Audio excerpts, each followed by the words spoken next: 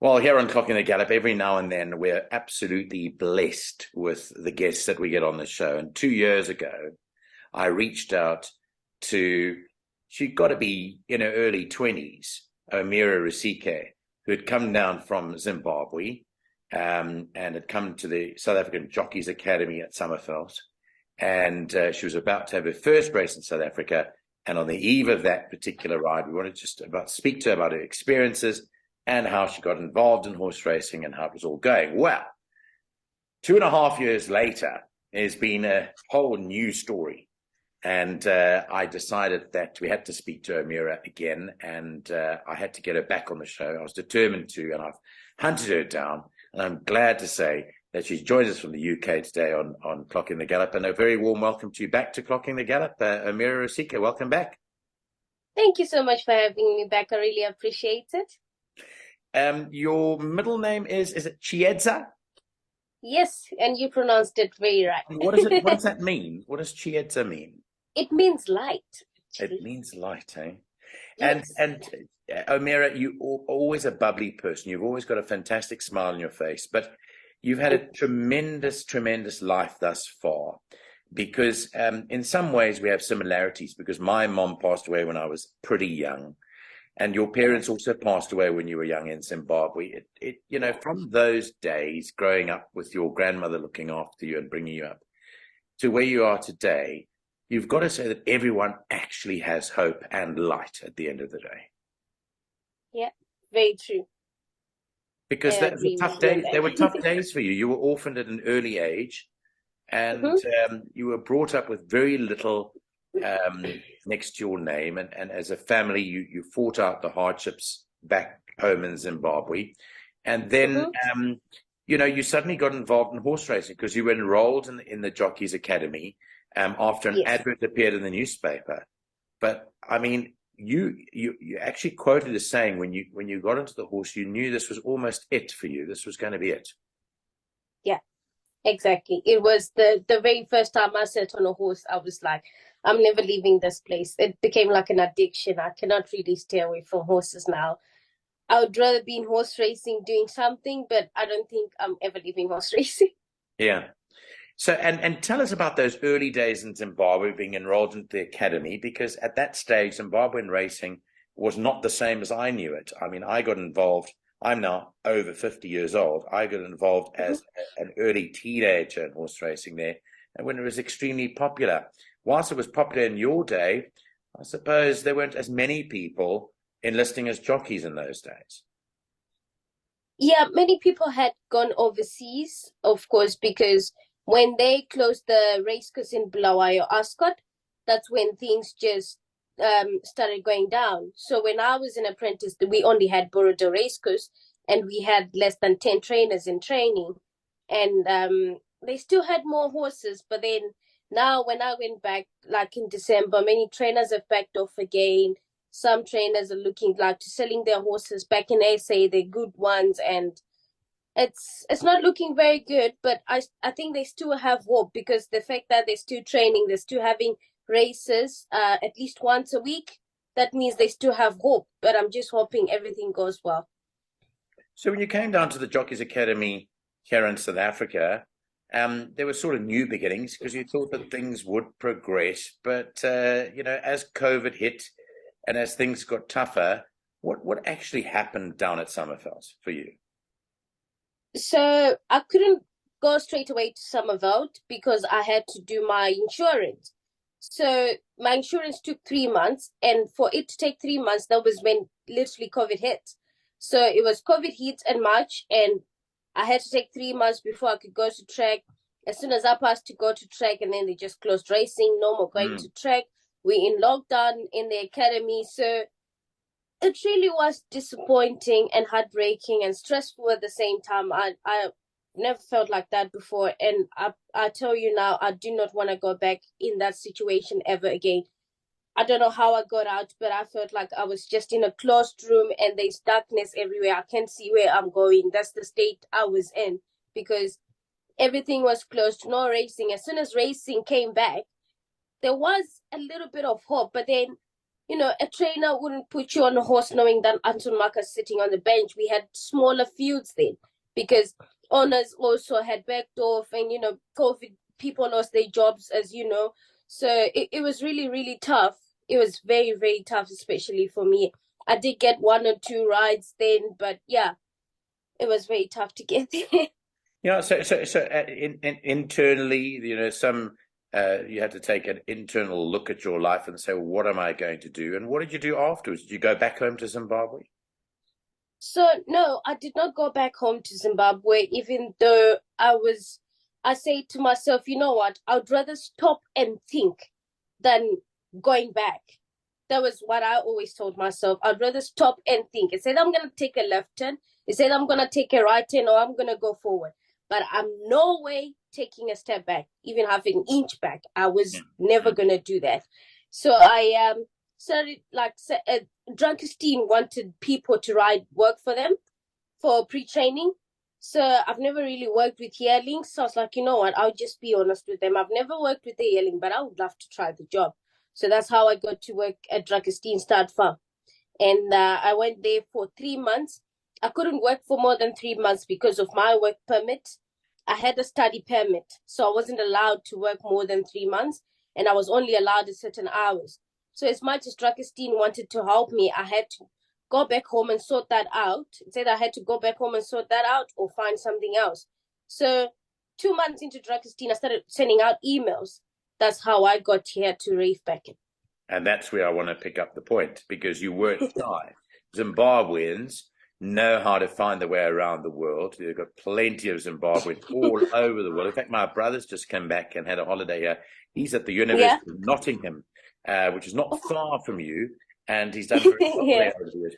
But you weren't shy. You sent letters far and yonder, all around the world, to say, look, I'm O'Meara Rusike, this is my story, and I'm willing to come and work for you. And Rafe Beckett has got a huge operation in England, one of the most well-respected UK trainers there.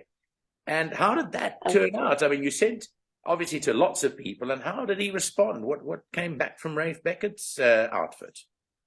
So I really wanted to stay in horse racing, so I had 2 options, Lanes and Rafe Beckett. So the thing is, I really wanted to learn new things, but then as much as I wanted to be a jockey, as much as I loved being a jockey, I was like, you know what, I'd rather go to a racing yard. Maybe there'll be opportunities of me race riding at some point. That's how I saw it. So he took a while to respond, and then when they responded, they sent an email asking for my reference. So I was like, okay, so I sent them my reference. I sent Garth Pula, and I sent the South African Jockey Academy. So I'm pretty sure they contacted the South African Jockey Academy, because they also came back to me and be like, oh, there's a trainer in the UK that contacted us. This is what we sent to them. And they sent me the email. So they sent like a good reference and all that. And he was like, okay, we're going to have to start doing your visa now. I couldn't believe it myself until the day before I actually flew and came here. And it's tell us what it's like, because I mean, anyone that Googles Rafe Beckett and his operation there just has to look at it and say it looks like heaven on earth. It really does. It really is. I mean, the work is very great. He's also a very good man. He teaches you, like, whenever you're like wrong and all that, like he makes sure you get what he wants you to do. It's not like, oh, you didn't do what I wanted you to do, then that. No, it's like, no, do it this way and that way. And they've got a very friendly staff as well, because when I came here, like, I didn't have anybody. I only had Eric Ngwane and his girlfriend Samantha Swanapo. So I only had those 2. Those are the only people I knew the whole yard. But the whole staff made sure we felt at home. Till now, it's just like a family yard. Like, we get everything we want. You have any problems, you do not hesitate to go to the office and say, listen, yeah, I need help there and there and there. And it's been very great. Like, I'm living my best life. I know, I can see on the smile on your face. And then brilliant news coming through. and I heard about it because years ago, I don't know whether you were even born yet, to be honest. I don't want to age myself or you, but years ago, we had lots of ladies races in South Africa, and Schweppes were the main sponsor. They used to call it the Schweppes Ladies Challenge Run at Clarewood Park, and it used to have an annual event. And after many years of absence from the track, Gina Goldsmith and Greg Bortz, messiahs really of Cape racing, they've really rejuvenated racing down in Cape Town, have come through, and they've set up a ladies' race sponsored by Okapi, the Okapi Ladies International, and with your association with Drakenstein, they wanted you aboard one of their horses, and you get to ride Pacific Green. Now, when the race card comes out, I see O'Meara Rusike, and I say, my goodness me, here we've got O'Meara Rusike, and guess what? This horse has been back to favourite. What went into the planning of how you were going to ride Pacific Green? Was there quite a bit behind the scenes before the big day? So the fun fact is I've worked with Pacific Green as a yearling at Drakenstein Stud Farm. So, I knew her as a little baby, but now she's an older horse. She got brains. She's forward. So the thing is, I've got a big concern when everybody kept on saying, she's the favorite, she's gonna win, you've got a chance. And I got myself under pressure, but I tried my very best to be mentally stable and not listen to anybody. If I'm gonna listen to somebody, it has to be Mr. Snake. If I'm gonna listen to somebody, it has to be somebody who has ridden this horse before, who's giving me advice, not the outside people that are just telling me, do this, do that, do that. So I really had to calm myself down as I was really panicking. I remember waking up in the morning and went down and had breakfast. It was just, it just feeling unreal. Like I just felt unreal until I got to the races. I went in. I was one of the first people to actually weigh in. So I weighed, and I just went and I sat in the parade room looking at everything, just trying to distract myself from the situation I was in of being the favorite. I'm like, what if it doesn't win? That was the question. But anyways, as a horse I knew, when they came in, the horses started parading, I see her, she's on her tiptoes, she's happy. As soon as I got on her, like literally my heart just started beating normally. I just started breathing normally. I was like, okay, is this the part when I lose the race? Yeah, wonderful. And then I was like, no, this is the part where you focus on the race.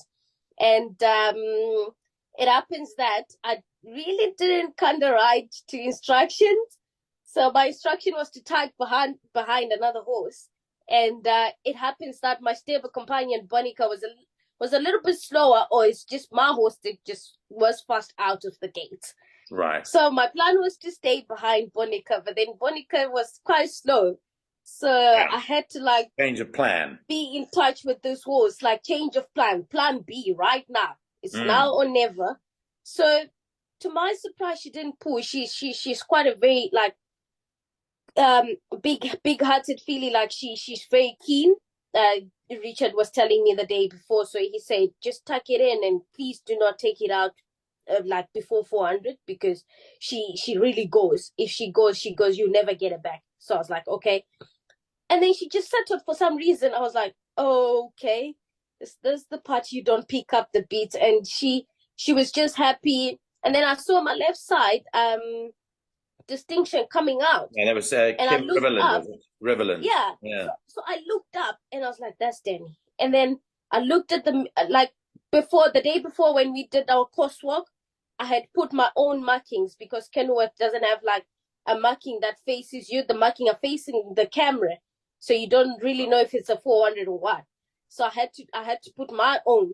So I saw the little small hut on the 400. I knew that was the 400 where the track has some false rails. And I was like, okay, that's a bit early, but she's skipping, she's going. I can see this horse from the corner of my eye. Distinction is striding up beautifully. And I was like, it's now or never. So I waited until the 350. I had to really calm down and not panic, because this is the part where you panic. So I waited, and I just asked her once and I asked again, and she gave the best kick ever. Like, if you watch the video, you can hear me screaming. Yes, absolutely. Like, I just wanted to scream. I just wanted to let everything out, because after all these years, after all this trying, like, today you've won is a race. the day. You've won. O'Meara Rusike has won a race. Yeah, it's brilliant. So I just screamed. I really wanted to scream, and I did it. No, I could see that, and plenty of people were screaming with you, including us, because we really wanted to see you win a race, and it's a magnificent achievement to have done that. But it wasn't the first ladies' race that you'd ridden in, because, of course, you rode at Goodwood in a Goodwood race called the Magnolia Cup last year too. What was that experience like? Because that, again, is on the world stage. It's at Goodwood Racecourse, a very, very well-known racecourse around the world, where they run many Group 1s. What was that feeling and whole experience like for you? So that whole experience, I can say it really helped me for this experience as well. It was a very good experience. I really panicked in that one. It was like the first year of being in England, and I'm in the Magnolia Cup, so I just felt like I was a little bit under pressure, but I wasn't. But my mind was just playing mind games with me, and I guess it won on that. But this time I was like, mind you not winning today. Yes. But what was the horse like? The horse that you rode, was it any good? Yeah, so it was a sprint race, and I had a miler. Okay. But anyways, that was no excuse, in the sense that, when a miler works back home, obviously they work like 1,000 meters or anything. There's no way you're gonna work a horse 1,600 meters. So the horse I had was a miler, and it was a 6 furlong race. So he started kicking like at the end of the race and all that. But really, it was a very, very good experience. I did enjoy myself. I had fun, and I met very good people. I made connections, and look at me now. I made connections with Goodwood. Goodwood helped me up with my flights to come here, including Mrs. Rupert as well. Yeah, that's Mrs. right. Rupert also contributed into the flights to come to Cape Town. So yeah, it was a very, very good experience with Goodwood, and I'm glad I made a relationship with them, and I think that'll make me stay in the horse racing industry as well as we go. I'm sure they'll be helping me out along the way. I know, it's just magnificent. The whole story is magnificent. I love it from the point of view that we chatted to you through hard times and now through great times. And I just wanted to ask you, with regard to the Okapi Ladies International that you won, what the day was like in Cape Town. This is one of their biggest days of racing. It's now called the King's Plate. Of course, it was called the Queen's Plate. L'Omeron sponsor it. It looked such a fabulous day. There was lots of people there. What did you feel of the whole day itself? I mean, even after you'd ridden, the reception you got from the Cape Townians and the South African racing public, what happened after you rode the winner? So after I rode the winner, I really had a lot of interviews to tend to, but it was a very good experience. Like, I've never been to the former Queen's Plate, and now the King's Plate. I've never been there before, and it was a very good experience. Like, when I was in Durban, when I went for the academy, that's when COVID hit. So the Durban July had to be like behind closed doors. So I've never really been to a big race day in South Africa. So it was such a beautiful experience, seeing everybody out again, having the crowd cheering, walking everywhere, and just getting well dance from other people I didn't even know who they were. It was really cool. Magnificent, absolutely magnificent. What's the future like now? I mean, what happens now? Have you got a full-time job, or you're on a contract with Rafe Beckett? And what happens now for O'Meara Rusike, say in 2023? What have you got in store for us? So far, nothing yet. But hopefully there will be something in coming. Like, for example, these races, I didn't really plan for them, like, to be like, I'm gonna be in the Okapi next year. It was just something that just happened. So yeah, I'm full time with Rafe Beckett, and I'm with him for the next 2 years. So yeah, That's where I am right now. And in closing, I know that many Zimbabweans, many South Africans watch our video. That's where our two most, the countries that watch us the most come from, the viewers from Zimbabwe and South Africa. What's your message out there to just any member of the general public that knows absolutely nothing about horse racing or what it has to offer? What would your message be to people, and younger people at that just haven't got an inkling what actually happens in the sport? So I would love to say that there is so much in horse racing than we know. I mean, I started as an apprentice jockey, but I'm a work rider for Rafe Beckett. I've got the best job in the world, I would love to say. I've got the best job. I love my job. So there's so much to racing. There's being a vet. I mean, if anything goes wrong, if after 2 years I say, I want to leave Rafe Beckett, but I know this and that and that and that, I could start being a vet because I know the horse now. I can pick up a lame horse. I can pick up a sick horse. You know what I mean? So there is so much to racing that when something goes wrong, do not take a step back. Just stand and think. Even if it takes you like a month thinking, just stand there. Do not take a step back. So that you're going to turn left, right, or go forward. I took a right turn. I did. I didn't go forward because my going forward was being a jockey, but I didn't. I took a turn. And believe me, this is the best turn I've ever did in my life for myself. I remember walking in the house and saying, Dad, I'm going to the UK. He just looked up at me like, okay, he thought it was a joke. Yeah. And I said, I'm short $300. I need to do this. He gave me the money thinking, oh, it's that time when kids lie to you, and within a few days I was gone. Yes. He couldn't believe me. He was literally scared. You could see like he's scared, like, oh, she's going to the UK and it's very far away. Like the big wide you could see the scary part in it. So there's so much to racing. I think people need to be educated about horse racing, especially in schools, especially the younger generation.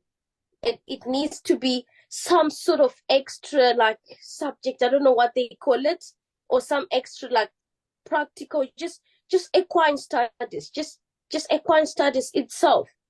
It really helps a lot. It really helps a lot. There's so many jobs in racing, so many jobs. I cannot even count them right now.